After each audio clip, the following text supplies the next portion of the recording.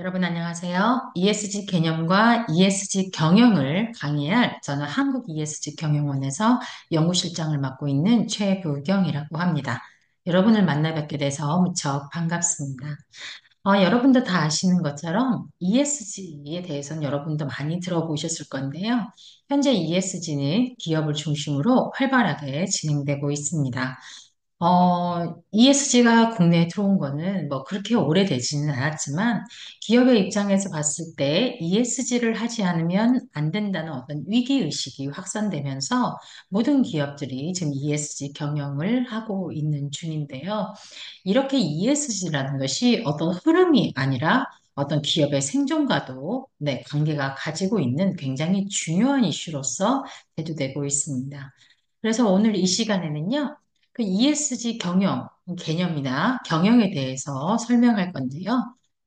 ESG 개념이 무엇이고 왜 탄생하게 됐는지, 그 다음으로써 ESG 경영이 어떤 의미를 말하고 있는 건지 사례를 통해서 이 얘기를 해드릴 거고, 그 다음에 기업이 왜 ESG 경영을 해야 되는지에 대해서도 설명을 드려볼까 합니다.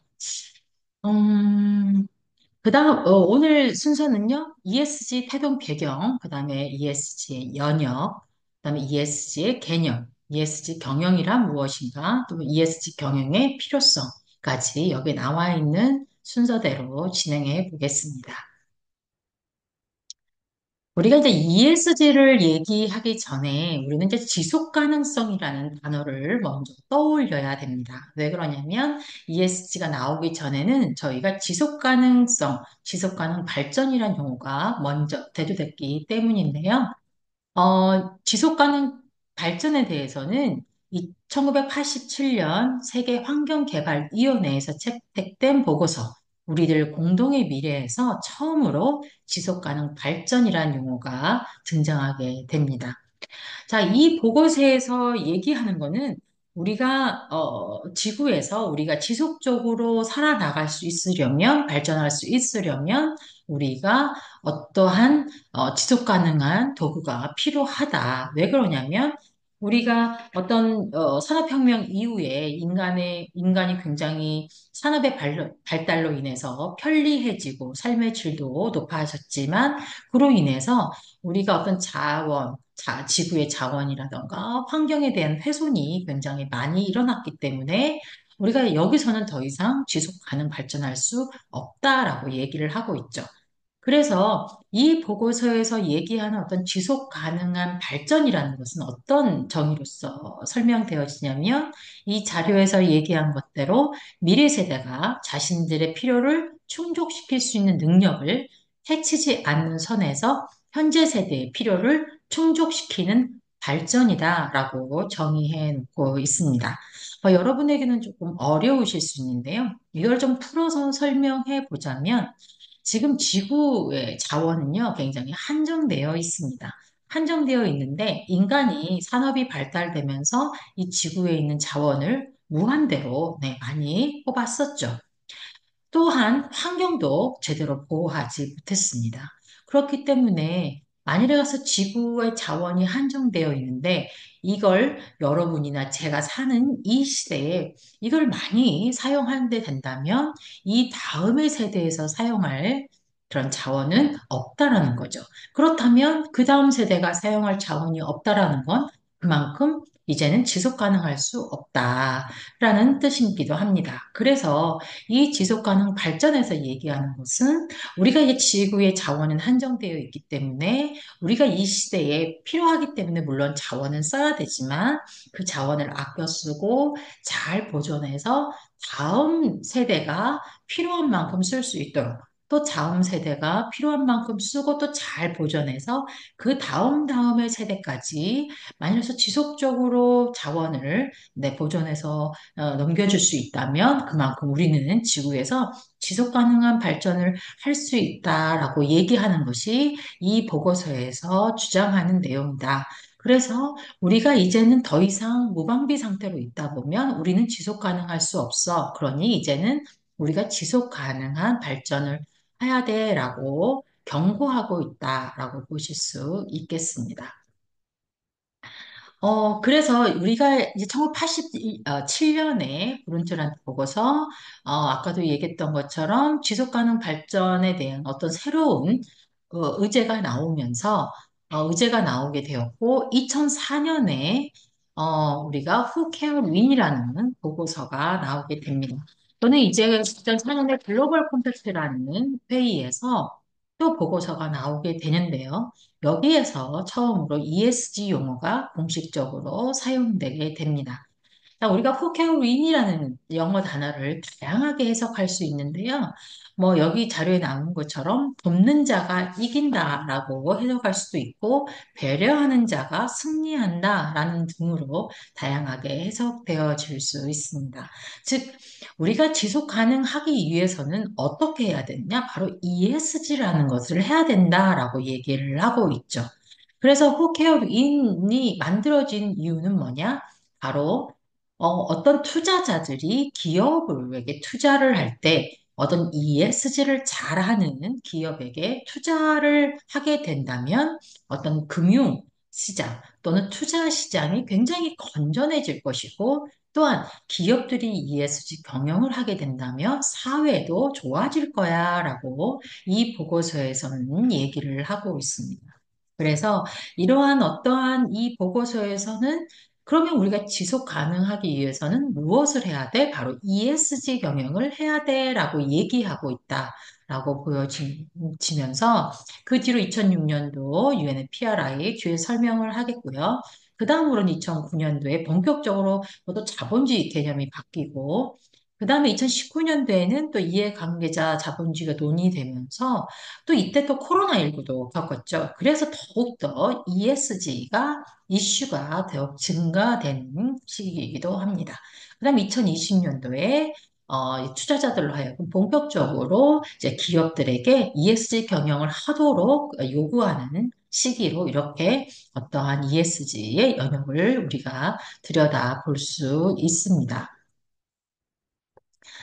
이 연역에서 보시는 것과 같이 떤 2005년에 후케어 윈이라는 보고서를 통해서 이제 더 이상 이대로 가다가는 우리는 지속 가능할 수 없어 라고 경고를 하고 있고 2006년도에 투자자들로 하여금 더욱더 투자할 수 있도록 유엔의 PRI를 만들고 그 다음에 이제 아리백이라는 것이 또 생겨나게 되는데요. 이것 또한 굉장히 중요하죠. 그 다음으로는 이제 2020년도에 더욱더 확산시킨 장본인이죠. 블랙락의 레리핑크 회장의 연례 서원까지 이런 어떤 연역을 통해서 지금 현재 전 세계적으로 ESG 경영은 굉장히 중요한 이슈가 되었고 국내 기업뿐만 아니라 각 나라 정부에서도 ESG에 대해서 굉장히 중요하게 생각하게 되었다라고 보실 수 있겠습니다.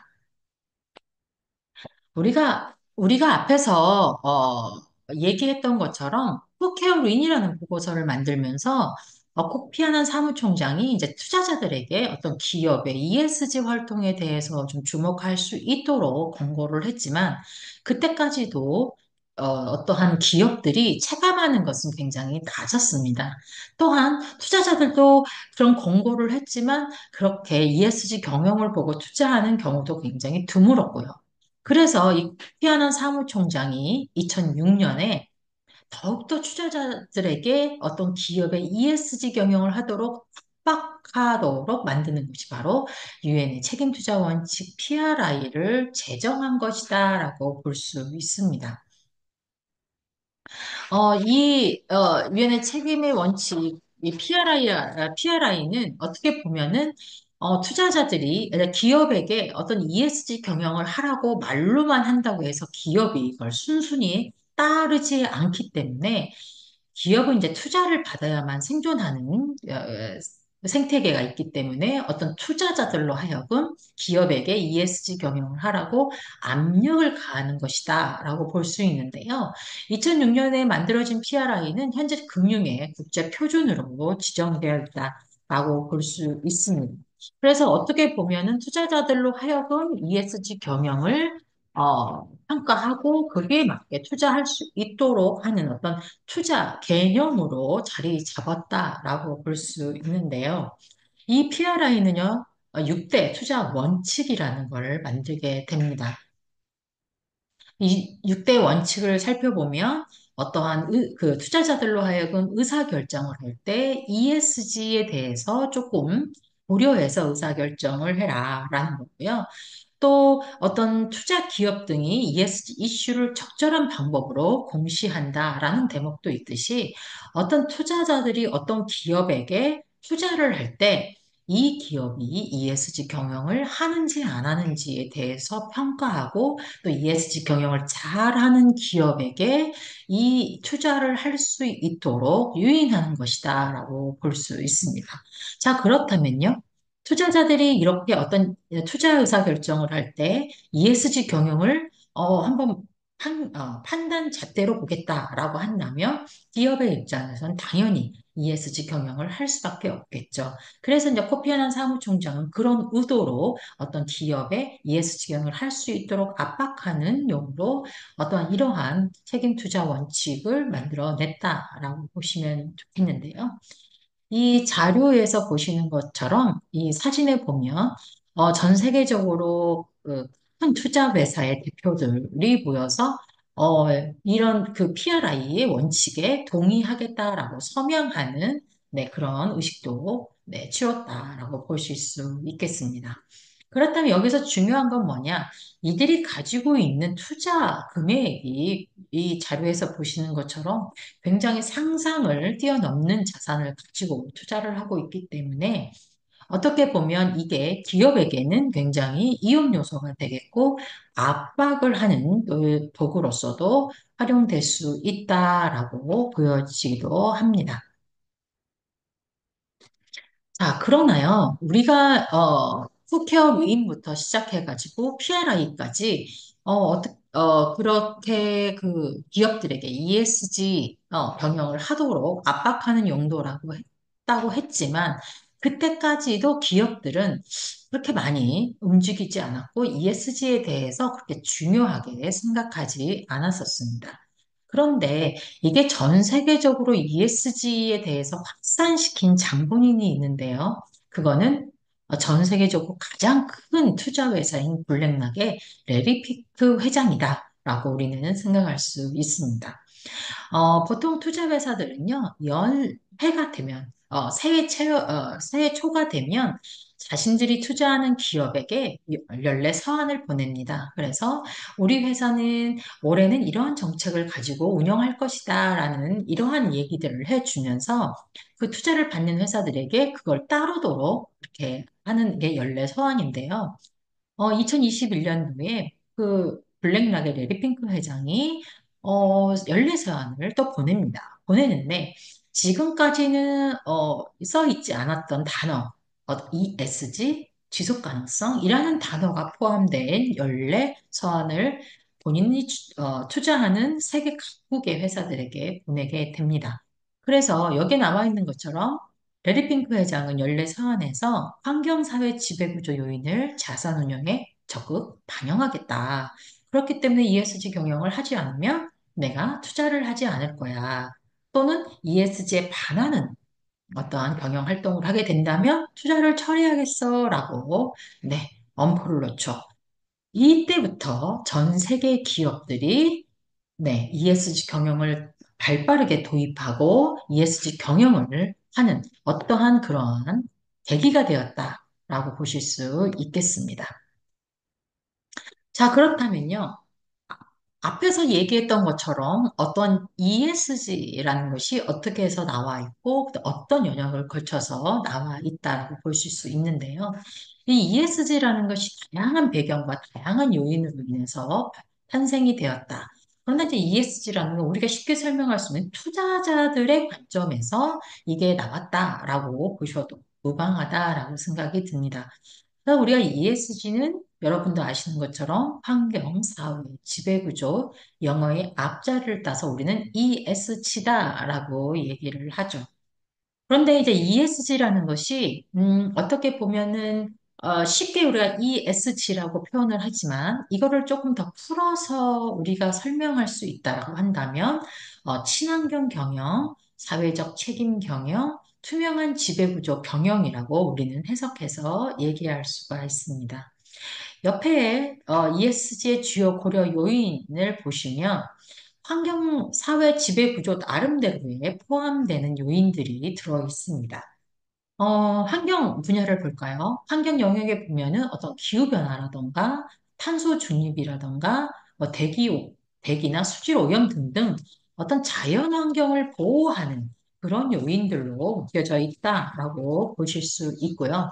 그 다음으로 이제 사회 측면에서 보자면 공급망 관리라든가 또 다양성, 인권, 노동 등등 어떤 사회 안전망에 관한 요인들로 되어 있다라고 보실 수 있겠습니다. 그다음에 이제 지배구조 측면으로 본다면 뭐 뇌물 부패, 로비, 자 보시면 어떠한 지배구조상에서 윤리와 투명한 경영을 중점으로 하는 요인들로 되어 있다라고 보실 수 있는데요.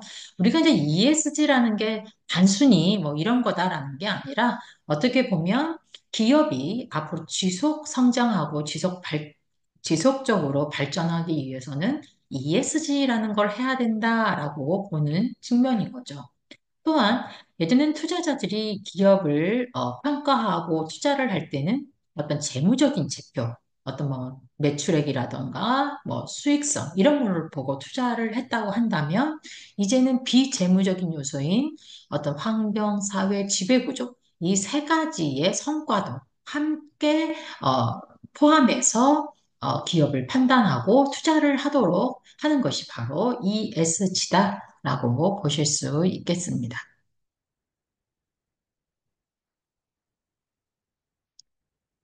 물론 이제 다양한 원인으로 인해서 ESG가 나타나게 탄생되게 됐지만 현재 ESG를 굉장히 강하게 부상시키는 크게 중요한 두 가지의 이슈가 있다라고 보실 수 있습니다.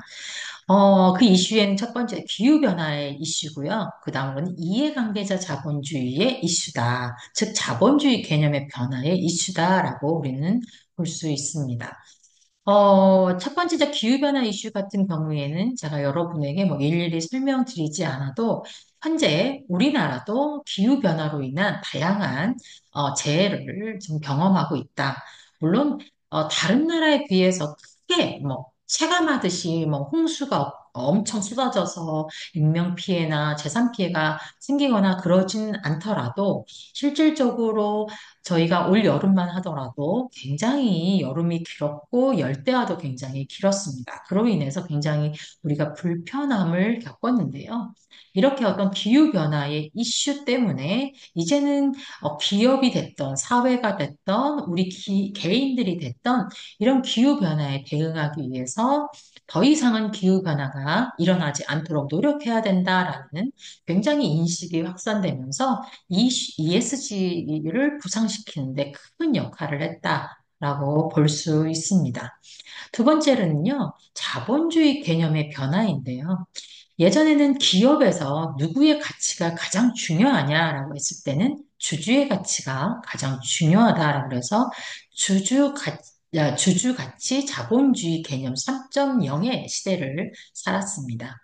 그런데 이제는 어떠한 주주가 포함된 기업을 둘러싼 다양한 이해관계자들의 어떤 가치도 굉장히 중요하다라는 인식이 확산되면서 이제는 자본주의 개념이 주주 자본주의에서 이해자 관계자 자본주의로 바뀌면서 이해관계자 자본주의 4.0의 시대에 들어왔기 때문에 이러한 것들이 더욱더 ESG를 부상시키는데 큰 역할을 했다라고 보실 수 있겠습니다. 자, 지금까지 ESG 개념에 대해서 설명해 드렸는데요. 그렇다면 기업이 ESG 경영이라는 걸 해야 되는데, 그럼 ESG 경영은 무엇을 얘기하느냐라는 것입니다. 우리가 이제 ESG 경영을 얘기를 할 때, 한마디로 요약해서 얘기를 하자면 ESG 경영이라는 것은 환경, 사회, 지배 구조를 요소로 지속 가능한 발전을 위한 경영을 하는 것이라고 우리는 얘기할 수가 있습니다. 자, 이거를 조금 더 풀어서 한번 설명을 해 보는데요.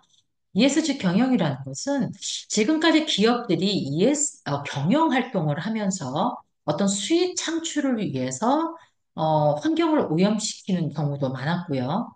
또 어떤 뭐 좋지 않은 노동 조건을 통해서 수익을 창출하는 경우도 굉장히 많았습니다. 또한 인권을 유린하는 경우도 굉장히 많았고요. 자, 그런데 이러한 것이 ESG 경영이 아니라 ESG 경영이라는 것은 기업이 경영 활동을 통해서 물론 이윤을 창출은 해야겠죠. 근데 이윤을 창출을 하면서도 뭐 환경과 사회적 가치를 생각하고 또 투명한 지배 구조를 갖춘 지속 가능한 경영을 하자는 것이 바로 ESG 경영이다라고 얘기할 수 있습니다.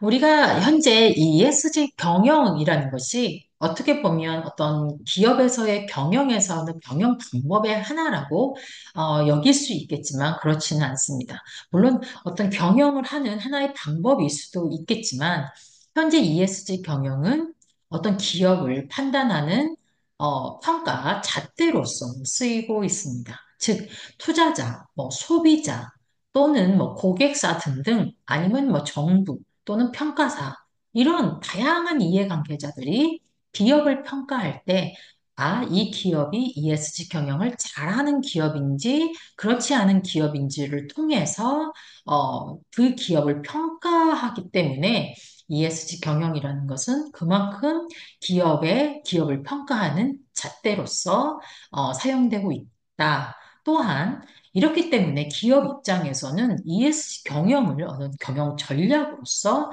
많이 포함해서 사용하고 있다. 그래서 현재는 기업들에게 ESG 경영은 이제 보편화되어 있다라고 하기 때문에 어떤 이제는 재무 성과뿐만 아니라 비재무 성과인 ESG에 대해서도 굉장히 ESG가 중요한 지표로서 기업에게 역할을 하고 있다라고 보실 수 있겠습니다. 그렇다면 이제 각각이 환경, 사회, 지배구조 경영이 어떤 의미로 다가오는지 한번 들여다보겠습니다. 첫 번째로 이제 환경 경영을 말씀드릴 건데요. 이제 환경 경영이라는 것은 어떤 기업 활동 전 과정에 걸쳐서 환경 성과를 개선함으로써 경제적 수익성과 환경적 지속 가능성을 동시에 추구하는 경영 활동을 우리는 환경 경영이다라고 얘기를 합니다. 물론 여러분들이 이제 환경 경영에 대한 시간에 더 자세하게 배우겠지만요. 어떤 기업이 기업 활동 전 과정, 특히 뭐 원자재를 가져다가 제품을 만들고 또 이 제품을 만들어서 소비자에게 도달하게끔 운송하고 하는 그러한 어떤 기업의 전 경영 활동 과정에서 환경에게 유해하지 않도록 피해가지 않도록 하자 하는 것이 환경 경영의 환경 경영을 뜻하는 것이다. 라고 볼 수 있습니다. 우리가 그렇다면 이런 환경 경영이 대두가 된 배경을 조금 들여다볼 필요가 있는데요. 이거는 이제 우리가 이 산업이 발달하면서 굉장히 산업이 발달하다 보니까 많은 제품을 만들어내고 있고, 또 그런 제품을 만들어낼 때 다량의 온실가스, 뭐 탄소 배출 또는 어떤 폐수, 이런 것들이 어떤 기업적인 차원에서 굉장히 많이 배출됨으로 해서 환경이 많이 오염되고, 또한 무수한 뭐 쓰레기들로 인해서 어떤 자연 환경과 바다의 환경들이 굉장히 많이 오염되고 있고, 또 기업이 어떤 상품을 만들 때 숲을 훼손한다거나 하는 다양한 활동들이 있었습니다.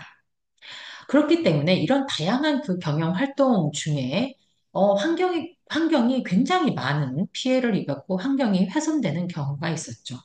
이렇기 때문에 이젠 더 이상 이렇게 환경을 훼손해서는 우리가 지속 가능할 수 없다라는 것을 인식하게 되고 국제사회들은 이렇게 어떤 기업이 환경 훼손을 계속적으로 하면 안 된다라는 인식하에서 환경과 관련된 많은 규제와 정책을 쏟아내었었죠. 그래서 이런 환경 경영이 굉장히 중요하게 대두되게 되었습니다. 우리가 환경 경영의 모범 사례로 파타고니아라는 기업을 가장 많이 소개하게 되는데요.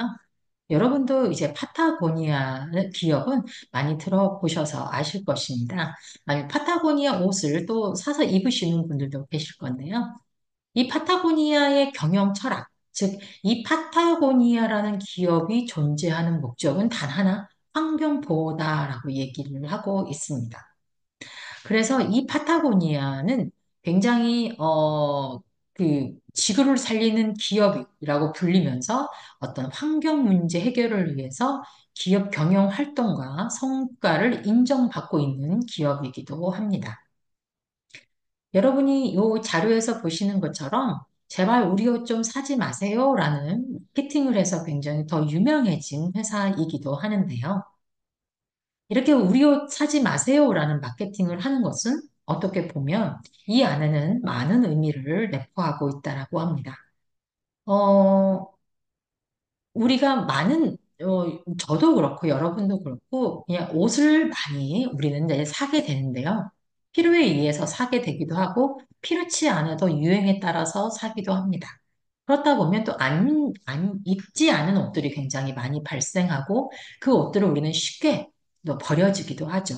그런데 이런 버려지는 옷들이 어떤 합성 섬유로 많이 이루어져 있기 때문에 이런 것들이 땅에 묻히거나 또 땅에 쌓이면 이게 사라지는 게 아니라 굉장히 토양을 오염시키는 오염원이기도 합니다. 그렇기 때문에 이 파타고니아는 우리 옷을 사지 않아도 되니 지금 가지고 있는 옷을 또 다시 입고 또 수선해서 입고 해서 옷을 사지 말고 더 적게 버림으로 해서 환경에 오염을 일으키지 않았으면 좋겠다라는 의미로 이런 마케팅도 하는 회사이기도 합니다.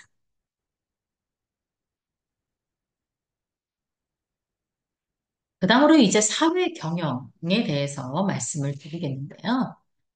자, 사회 경영은 우리가 저 사회적 책임 경영이라고도 얘기를 합니다. 그래서 기업이 이해관계자들과 함께 가치를 공유하고 사회적 요구에 부응하는 것으로서 공정한 노동 조건, 노동 권리, 또 포용적인 문화, 지역 사회에 기여하는 사회적 책임 프로젝트 등의 사회적 가치를 창출하는 것이라고 얘기를 합니다.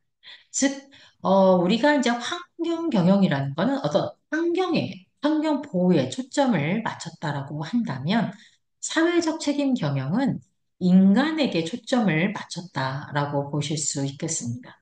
그래서 어떤 인간의 윤리, 그다음에 인권, 그다음에 어떤 노동 조건, 또 포용적인 문화, 또한 평등, 포용성, 다양성 등을 추구하는 것이 바로 사회적 책임 경영이다라고 보실 수 있겠는데요. 이 사회적 책임 경영도 나타난 배경에는 다양한 사회적인 문제가 일어났었죠. 다양한 사회적인 문제가 일어났을 때 많은 사람들이 기업이 이런 사회적인 문제에 외면하지 말고 이러한 어떤 사회적인 문제를 해결하도록 좀 기여를 해야 되는 거 아니냐라는 많은 요구를 바탕으로 해서 기업이 이런 사회적 가치를 창출하는 것을 말한다라고 보실 수 있겠습니다. 우리가 이제 사회적 책임 경영 사례로 나이키 사례를 가장 많이 들고 있는데요. 이 나이키 사례를 보시면 1996년에 미국의 한 일간지가 파키스탄 아동 노동자들의 실태 보도라는 제목으로 기사를 실게 됩니다. 그래서 그림에서 보시는 것처럼 어떤 파키스탄 아동 노동자가 하루 종일 앉아서 나이키의 공을 꿰매도 달러로는 1달러에 되지도 않는 돈을 받는 그런 노동 착취가 일어나고 있다라고 보도를 한 거죠. 그래서 많은 사람들이 나이키를 굉장히 질타를 하게 됩니다. 근데 나이키가 여기에 대응하는 것이 내가 사과하고 재발 방지를 위해 노력하겠다라고 했으면 좋았었는데 우리가 한 게 아니라 우리 협력사가 이렇게 한 거지 우리 회사하고는 아무런 관계가 없어요라고 얘기를 했고 이걸 통해서 굉장히 소비자, 뭐 고객 등이 이런 나이키의 그런 입장을 들어보고 불매 운동도 일으키는 일도 있었습니다. 이만큼 소비자들은 굉장히 민감하게 바라보고 있는 거죠. 그때 마침 프랑스 월드컵이 있었는데 그때에도 나이키 공이 제외되는 일이 있었고 이를 통해서 이러한 어떠한 나이키의 주가가 굉장히 떨어지는 일도 있었습니다. 그 뒤에야 나이키가 사과를 하고 다음에 이런 일이 일어나지 않도록 우리가 재발 방지를 하겠다라고 했던 사건이 있었는데요. 이런 사건을 통해서 우리가 뭐 뒤에서 또 언급되겠지만 글로벌 공급망에서의 어떤 인권, 뭐 노동 조건, 뭐 이런 것들이 굉장히 크게 대두되고 이러한 규제까지도 생기는 계기가 되었다라고 보실 수 있겠습니다. 그 다음으로는요, 지배구조 경영에 대해서 말씀을 드리겠는데요. 자, 지배구조 경영이라는 것은 어떤 윤리적이고 투명한 책임 경영, 이해관계자 권리 보호, 부패 방지, 법 준수 등을 목표로 한다라고 보실 수 있겠습니다. 우리가 지배구조라고 하면 어떤 거냐면 기업에서 어떠한 관리, 통제, 지휘되는 방식을 우리가 지배구조다라고 또 설명도 되어지는데 어떻게 보면 기업에서 의사결정 체제라 볼 수 있습니다. 그런 어떤 의사결정 체제가 윤리적이어야 되고 투명해야 된다라고 하는 거죠. 또한 그 안에서 어떤 법 준수 또는 그런 불법적인 일이 일어나지 않도록 감시를 해야 된다라고 하는 것이 어떤 지배구조 경영이다라고 보실 수 있겠습니다. 자, 그렇다면 건전한 지배구조를 갖고 있다라고 하면 어떤 점이 좋냐라는 점인데요. 건전한 지배구조를 갖고 있다라는 것은 그만큼 이 기업이 어떤 ESG와 관련된 리스크를 사전에 대응할 수 있고 대비할 수 있다라는 겁니다. 만일에 가서 이러한 어떤 지배구조상에서 문제가 있다라고 한다면 어떤 대표가 뭐 갑질을 했다. 또 불공정한 뭐 노동 조건을 가지고 있다. 또는 어떤 회계 부정이 있었다. 라고 하는 그러한 사건들이 기업에서 일어난다면 당연히 이거는 그 기업이 어떤 리스크를 떠안게 되는 거죠. 그것으로 인해서 기업은 크게 손실을 볼 수 있습니다. 그렇기 때문에 건전한 지배구조를 갖고 있다는 것은 그만큼 기업이 리스크를 예방할 수 있고 또 만일 리스크가 생기더라도 그런 리스크를 잘 개선해 나갈 수 있다라고 보는 거죠.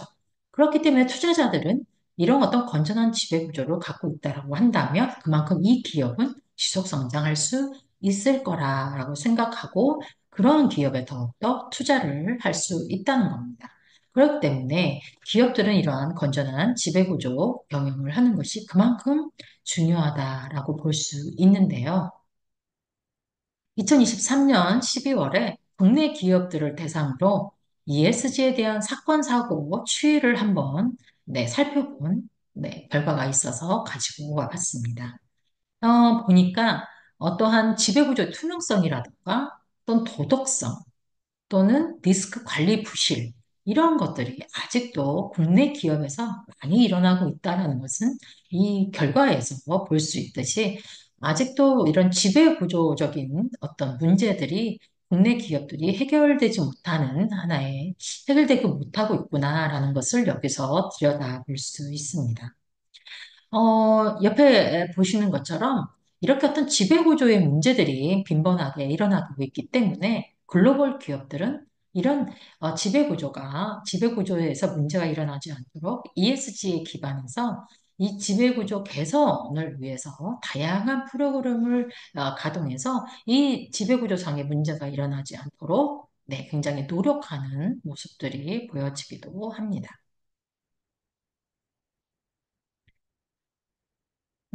우리가 이제 ESG 경영이라는 게 국내에 들어온 지는 이제 얼마 되지도 않았고, 우리가 그전까지는 기업의 사회적 책임, 즉 CSR이라는 그런 단어는 많이 들어봤지만 ESG라는 단어는 많이 들어보지 못했다라고 보실 수 있겠습니다.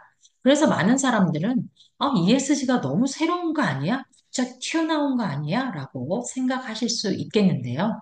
그러나 우리가 물론 환경적인 부분에서는 뭐 탄소 중립이라든가 뭐 재생에너지라든가 뭐 이러한 것들은 물론 좀 새로운 부분일 수도 있겠지만 그 외에 뭐 S 같은 경우나 또는 지배구조 같은 경우 또 환경 부분에서도 뭐 환경 보호라든가 이런 것들은 이미 예전부터 해오던 것들이 있었다라고 보실 수 있습니다.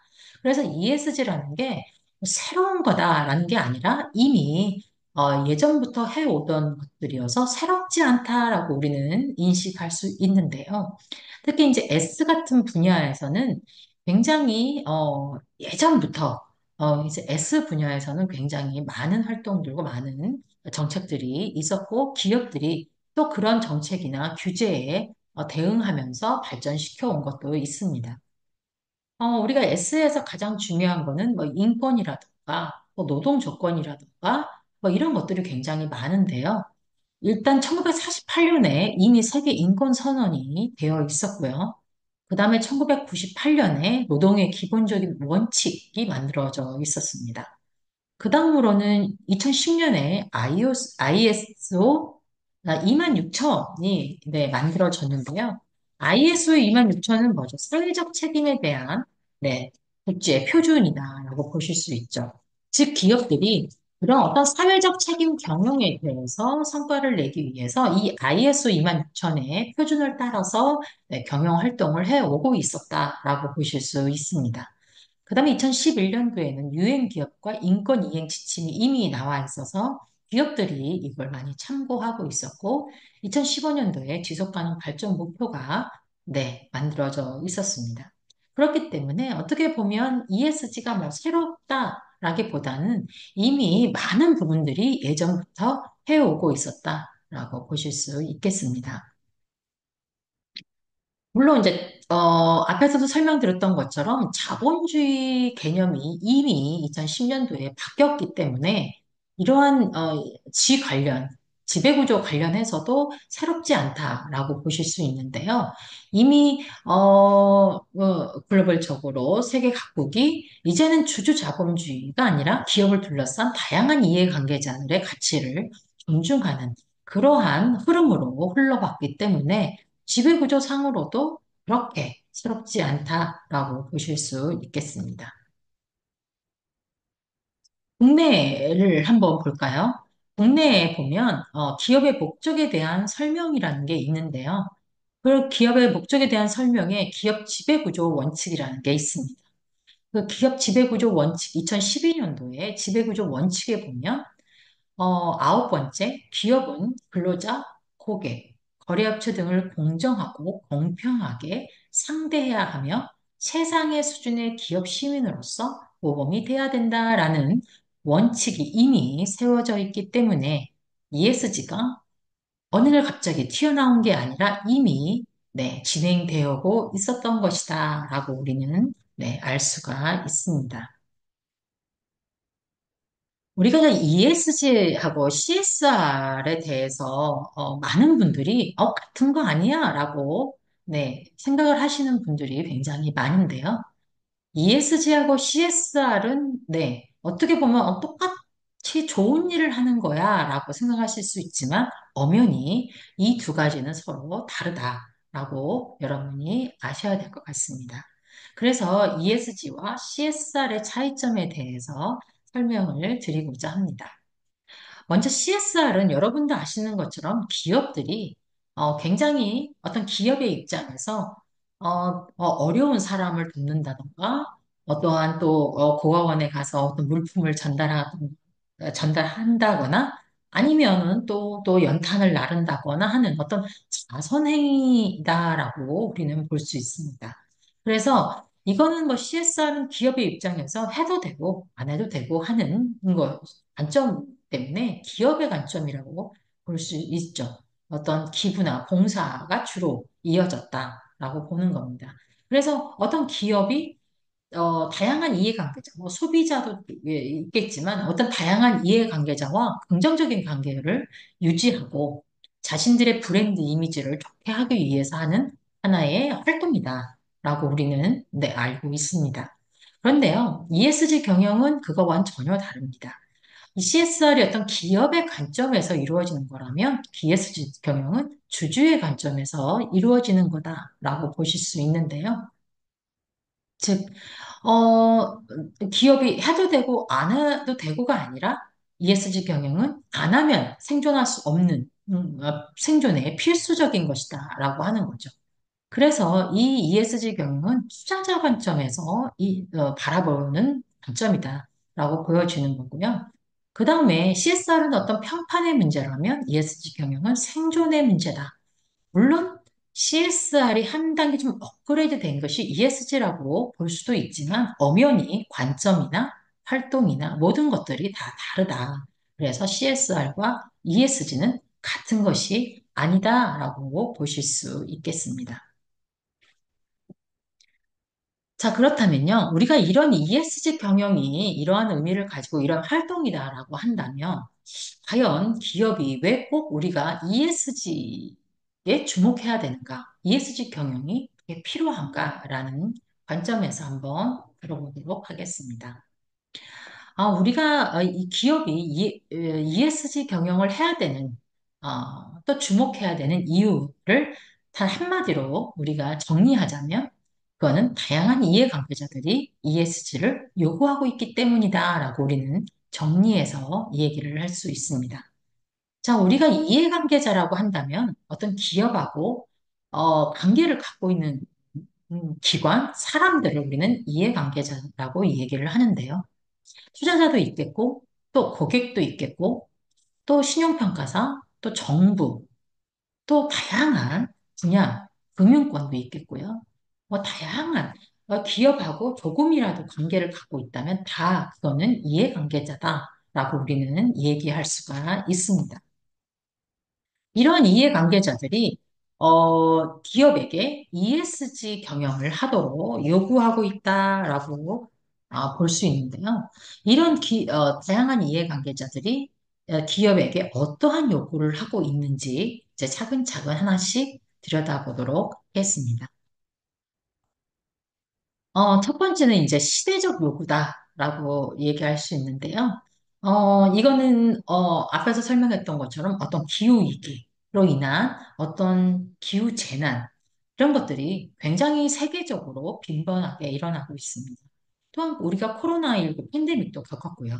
그렇기 때문에 앞으로 이런 기후변화, 기후위기를 통해서 어떠한 또 전염병이 돌지는 우리는 알 수가 없는 거죠.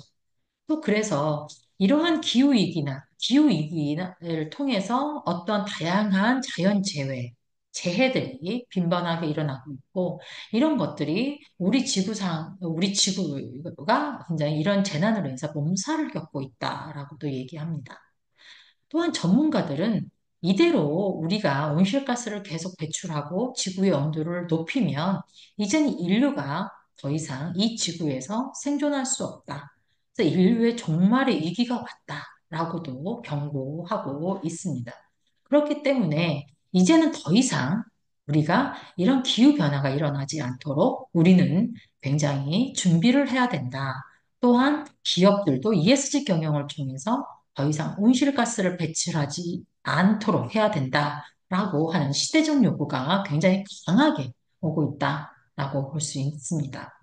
물론 이런 기후변화를 통해서 다양한 재해가 일어나면 우리가 불편함도 있겠지만 이게 경제하고도 관련이 됩니다. 만일에서 기후변화를 통해서 우리가 어떠한 뭐 농산물이 만일에 가서 자라지 않는다라고 한다면 당연히 거기에 따른 어떤 농산물의 가격이 상승할 것이고 그렇다면 어떤 운송 비용도 상승할 것이고 그걸로 통해서 모든 제품들이 상승하는 효과가 일어날 수 있습니다. 그렇기 때문에 우리는 인플레이션을 겪을 수 있는데요. 이걸 우리가 기후 인플레이션이라고도 얘기를 합니다. 기후변화로 따라서 인플레이션이 생긴다는 거죠. 그렇다면 우리가 어떤 기후변화를 통해서 이러한 뭐 재해에도 우리가 고통을 당할 수 있지만 경제적으로도 우리가 또한 많은 고통을 겪을 수 있기 때문에 그만큼 기후변화에 따라서 ESG 의 경영은 그만큼 기후변화를 더 이상 일으키지 않기 위해서는 ESG가 그만큼 중요하다라고 보실 수 있겠습니다. 우리가 이제 기후변화가 기업에게 어떠한 영향을 미치느냐라고 했을 때 사례로 포스코와 현대제철 사례를 가지고 와봤습니다. 어, 원래 그 포스코나 현대제철에서는 용광로를 통해서 쇠를 녹여서 다양한 제품을 만들게 되는데요. 이 용광로는 사시사철 한 번도 꺼지지 않는다고 합니다. 왜 그러냐면 용광로를 껐다가 다시 키면 그만큼 비용이 어마어마한 비용이 들기 때문에 기업들은 차라리 용광로를 계속적으로 꺼지지 않게 운영하는 것이 차라리 비용이 덜 든다라고 해서 이런 제철 기업들은 용광로를 전혀 꺼지지 않는다고 하는데요. 2022년에 태풍 힘난로가 국내에 상륙하면서 직접적으로 많은 피해를 입었었습니다. 그래서 물론 이제 뭐 우리들도 굉장히 많은 피해를 입었지만 처음으로 포스코 현대제철이 처음으로 그 용광로의 불이 꺼지는 사태가 벌어졌고 기업들은 이 용광로를 다시 불을 지피기 위해서 많은 막대한 돈을 들여서 그 포스코 현대제철의 영업이익이 굉장히 크게 감소하는 일까지 있었다고 하는데요. 이렇듯 굉장히 이런 기후변화로 인한 자연재해는 굉장히 산업에도 영향을 주고 이런 산업에 영향을 준다면 당연히 경제 또 우리에게 그런 경제에 영향을 주고 그 경제는 우리에게도 영향을 줄 수 있다라고 보실 수 있겠습니다.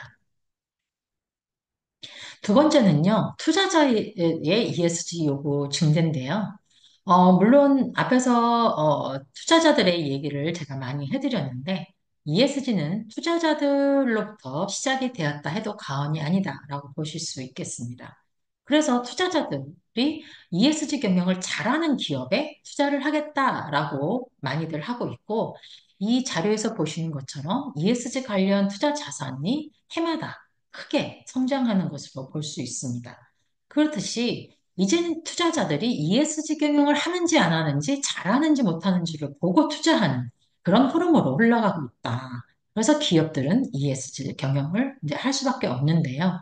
그런데 이렇게 말로만 ESG 경영을 해라라가 아니라 이제는 투자자들이 직접적으로 기업의 의사결정에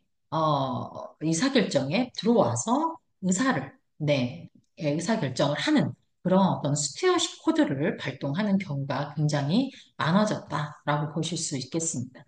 자, 스튜어십 코드라는 건 뭐냐면, 예전에는 투자자들이 그냥 뭐 투자하고, 그냥 말로만 했다고 한다면 이제는 어떤 주주총회라든가 이런데 직접적으로 와서 어떤 이사의 선임이라든가 대표의 선임이라든가 이런 것들을 의사결정하는데 적극적으로 나서고 있는 것을 우리가 스튜어십 코드라고 얘기를 하는데 이 자료에서 보시는 것처럼 스튜어십 코드 도입 현황이 해마다 굉장히 급증하고 있다. 그만큼 주주들, 특히 투자자들이 적극적으로 개입해서 기업의 ESG 경영을 할 수 있도록 적극적으로 개입하고 있다라고 보실 수 있겠습니다. 그다음으로 이제 고객의 ESG 요구 증대인데요. 우리가 이제 기업의 입장에서 고객이라고 한다면 고객사와 소비자 두 부분으로 나눌 수 있습니다. 만약에 우리가 A 기업이 우리가 제품을 만들어서 수출하게 되죠. 그럼 우리 제품을 사가는 기업 우리는 고객사라고 얘기하는데요. 그 고객사도 ESG 요구가 굉장히 증대되고 있다라고 보실 수 있습니다. 자료에서 보시는 것처럼 그 고객사들은 이제 나에게 수출하는 너의 기업만 ESG 경영을 잘 해야 하는 게 아니라 만일에 가서 그 기업과 관계를 맺고 있는 협력사들조차도 ESG 경영을 잘 하는지 그 성과를 같이 제출해라라고 요구하고 있다라고 보실 수 있죠. 만일에 가서 내가 현대자동차라고 한다면 현대자동차가 만일에 유럽의 어느 기업에다가 자동차를 수출한다. 자, 그렇다면 그 고객사가 현대자동차에게 너희가 관계를 갖고 있는 협력사들, 즉, 뭐, 타이어를 만들어서 납품하는 협력사, 뭐, 볼트를 만들어서 납품하는 협력사, 이런 어떤 협력사들의 ESG 경영에 대한 성과를 같이, 제출하도록 되어 있다라고 보실 수 있죠. 그래서 이제는 현대자동차 나만 ESG 경영을 잘해서가 아니라 현대자동차가 협력하고 있는 무수히 많은 협력체들도 ESG 경영을 잘 해야만이 현대자동차가 이제 수출을 할 수 있다라고 보는 거죠. 그래서 그거를 우리가 어떤 글로벌 공급망 관리를 강화하는 것이다라고 볼 수 있는데요. 그걸 우리가 어떤 이유에서 공급망 실사 의무화라는 어떤 규제로서, 네, 그거를, 기업들이 할 수 있도록 규제로서 내놓고 있습니다. 자, 그렇다면요. 현대자동차 입장에서는 내가 수출을 하려면 나와 관계가 갖고 있는 중소기업들에게 어떤 ESG 경영을 하도록 또 요구할 수 있는 거죠. 자, 그렇다면 그런 중소기업들도 어떤 내가 현대자동차에다가 어떤 타이어든 볼트든 그걸 납품하기 위해서는 어떻게 ESG 경영을 할 수밖에 없다라고 보실 수 있겠습니다. 그 다음으로는 이제 고객의 ESG 요구 증대인데요. 그건 이제 고객 중에서 이제, 우리가 이제 소비자의 입장입니다. 여러분도 다 아시는 것처럼 이제 MZ 세대들이 굉장히 환경에 진심이다라고 이 얘기를 하고 있습니다.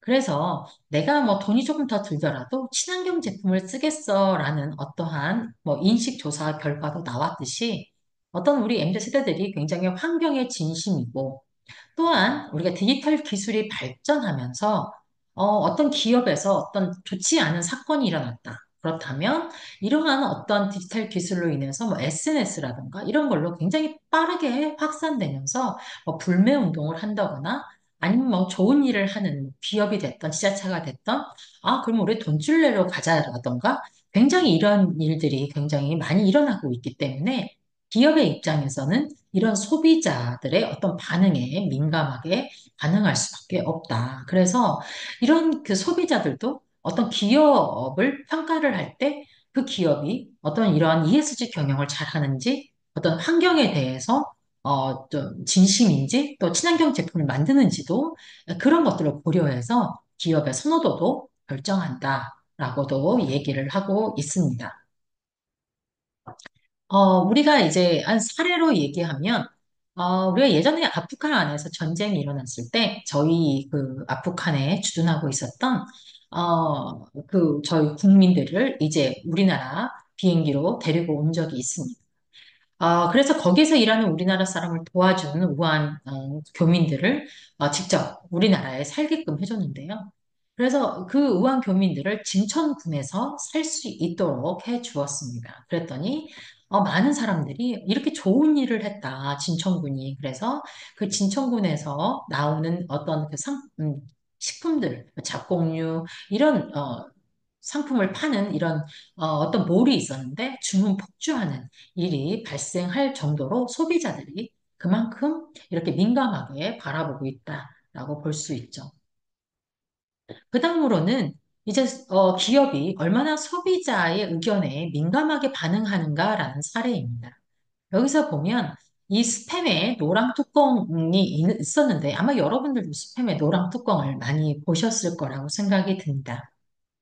그런데 이제 우리가 스팸의 노랑 뚜껑이 어떤 내부 그 물을 이렇게 내용물을 보호하는 차원인 줄 알았는데 그게 아니라 이송의 편리함을 위해서 노랑 뚜껑을 만들었다라는 걸 알고 어떤 환경단체가, 뭐 내용물을 보호하는 것도 아닌데, 이런 플라스틱, 특히 환경에 좋지 않은 플라스틱을 둘 필요는 없지 않냐.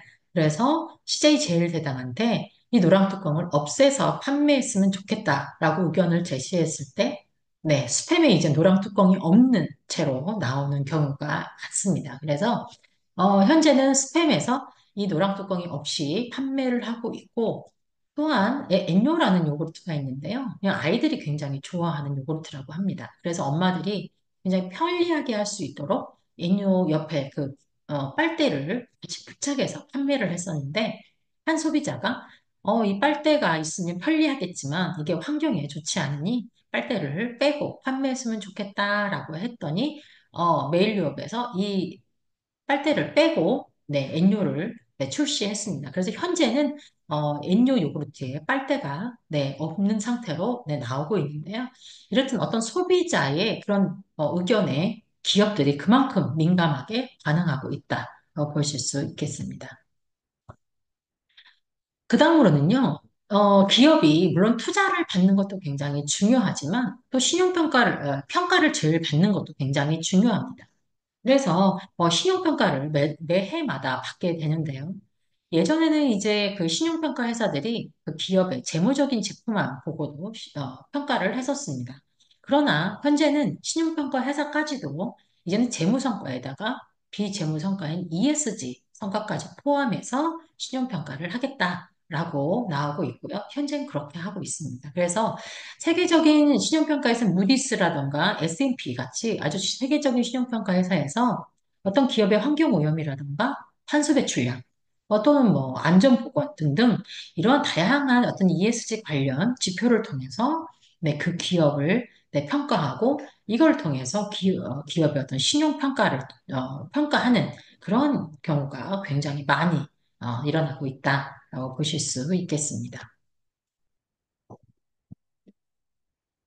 그다음으로서는 이제 또 중요한 것은 기업에게 또 중요한 것은 이제 ESG 규제가 굉장히 강화되고 있다라고 보실 수 있는데요. 뭐 ESG 관련 규제 강화는 현재 굉장히 무수히 쏟아져 나오고 ESG 관련 규제 정책들이 굉장히 각 나라별로 또는 국내에서도 많이 쏟아져 나오고 있습니다. 자, 그런데 그중에서 첫 번째 이제 공시 규제도 중요한데요. 공시 규제라는 것은 매 해년마다 기업들이 ESG 보고서를 발간하는 것을 ESG 공시라고 얘기합니다. 자, 그런데 기업에서 이 ESG 보고서를 발간하려면 그만큼 1년 동안 그 기업의 어떤 ESG 성과가 있어야겠죠. 그래서 공시를 하도록 하고 있지만 지금까지는 현재 올해까지는 이런 공시가 자율 공시입니다. 그래서 해도 되고 안 해도 되지만 2025년부터는 자산 2조 원 이상 대기업을 상대로 의무 공시로 바뀝니다. 그래서 내년부터는 모든 대기업들, 특히나 뭐 대기업이 됐던 중견기업이 됐던 자산 2조 원만 넘으면 무조건 의무적으로 ESG 보고서를 발간하게 되었습니다.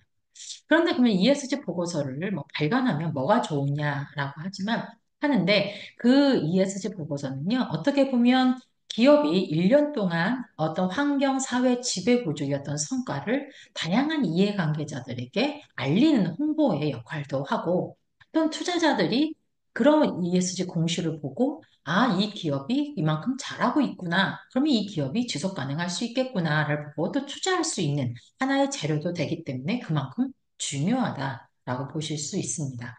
그래서 내년부터는 이제 의무 공시로 된다라고 보실 수 있고요. 그 다음으로는 이제 또 중요한 게, 우리가 공급망 실사 의무화도 지금 규제돼 있고, 그것도 이제 의무 규제로 될 것입니다. 그러니까 그것도 굉장히 중요하고, 공시도 중요한데, 또 하나는 탄소 국경 조정 제도다라고 보실 수 있겠습니다. 탄소 국경 조정 제도는 무엇이냐면, 만약에 우리 기업이 유럽으로 만약 수출을 한다. 그런데 그 제품을 만들 때 탄소 배출량이 어느 적정선으로 넘어가면, 거기에 관세를 부과하는 것을 우리가 탄소 국경 조정 제도다. 탄소세라고 또 얘기를 하지만 그렇게 얘기를 합니다.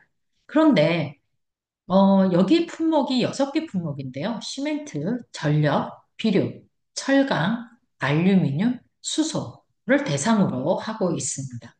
그런데 문제는 이 6개 품목을 만들 때 이 탄소 배출이 가장 많은 품목이라고도 합니다.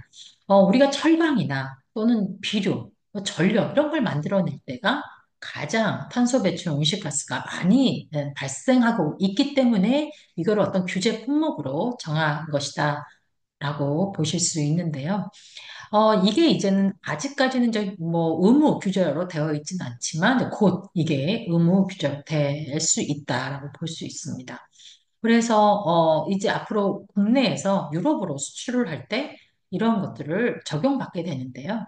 그렇다면 여기서 어떤 문제가 발생하느냐라고 했을 때 국내에서 이 6가지의 품목이 뭐 시멘트, 전력, 비료, 철강, 알루미늄 이런 것들이 우리나라가 가장 수출을 많이 하는 품목이다라고 보실 수 있습니다. 그래서 만일에 가서 이 탄소 국경 조정 제도가 효력이 발휘가 된다면 국내 수출이 굉장히 크게 타격을 받을 수 있고요. 기업들이 이제 수출하기 위해서는 탄소 배출을 줄이기 위한 시설이나 그만큼 비용을 들일 수밖에 없다. 또는 이게 만일에 가서 탄소 배출을 줄이지 못하면 그만큼 이제 수출길도 막히고 그렇다면 우리 경제에도 크게 부정적인 영향을 줄 수밖에 없다라고 하기 때문에 이러한 제도가 그만큼 중요해졌다라고 보실 수 있겠습니다. 앞에서 설명드린 것처럼 기업을 둘러싸고 있는 다양한 이해관계자들이 각자의 요구들을 하고 있습니다. 그런 요구들이 일관되면 참 좋을 텐데, 그들 뭐 소비자, 투자자 또는 정부들이 각자 그 요구하는 것이 너무 다르다라고 보실 수 있습니다. 그래서 기업은요, 이런 이해관계자들의 요구에 대응해야 되고, 또 반응해야 되고, 또 민감하게 반응하면서 그거를 또 만들어내야 되는 것이 기업의 입장입니다. 그래야만이 기업이 생존할 수 있기 때문이죠. 자, 그렇기 때문에 기업은요, 이러한 이해관계자들의 요구에 대응하기 위해서 ESG 경영을 필수로 해야 된다라고 볼 수밖에 없는 거죠. 그래서 이 기업이 ESG 경영을 꼭 해야 되냐라고 물어본다면 생존을 위해서는 해야 된다라고 말씀드릴 수 있겠습니다. 마지막으로요, 환경운동가 데이비드 브로어는 죽은 행성에서는 어떤 사업도 할 수 없다라고 얘기를 하고 있습니다. 우리가 이제 기후 변화로 인해서 이런 어떤 다양한 재난들이 많이 일어나고 있습니다. 기업들이 생존하기 위해서는 물론 ESG 경영을 해야 되는데요. 더 이상 기업들이 또는 우리가 또는 사회가 또 여러분 개인, 저도 마찬가지로 더 이상 이 지구의 환경을 더 이상 훼손하지 않고 보호할 수 있도록 우리가 이제는 노력하지 않으면 우리도 이 지구상에서 더 이상 생존할 수 없다라고 보실 수 있죠. 그래서 기업도 ESG 경영을 통해서 기후변화에 대응해야 되고, 우리 개인들도 더 이상 지구를 훼손하지 않기 위해서 작은 행동이나마, 어, 뭐, 플라스틱을 쓰지 않는다거나, 또 분리배출을 한다거나 하는 등의 이러한 작은 활동을 통해서 우리도 지구를 위해서 또는 환경을 위해서 보호할 필요가 있다라고 네, 얘기해 드릴 수 있겠습니다. 네, 여기까지 강의를 마치도록 하겠습니다. 지금까지 들어주셔서 감사합니다.